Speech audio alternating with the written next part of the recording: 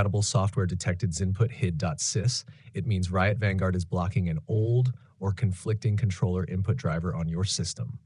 Fix 1. Update Windows. Very important. 1. Press Windows I. 2. Go to Windows Update. 3. Click Check for Updates. 4. Install all available updates. 5. Restart your PC. Many times this driver gets replaced automatically after a Windows update. Fix 2. Update controller USB drivers. 1. Press Windows X. 2. Click Device Manager. 3. Expand Human Interface Devices, Xbox Peripherals, Universal Serial Bus Controllers. 4. Right-click Related Devices, Update Driver. 5. Choose Search Automatically. Restart after updating. Fix 3. Remove conflicting third-party software. This issue is often caused by old controller emulators, DS4 Windows, outdated versions, Input Mapper, SCP Toolkit, virtual controller drivers.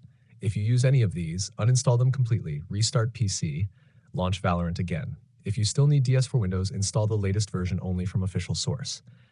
Fix 4. Reinstall Riot Vanguard. 1. Press Windows R. 2. Type apewiz.cpl.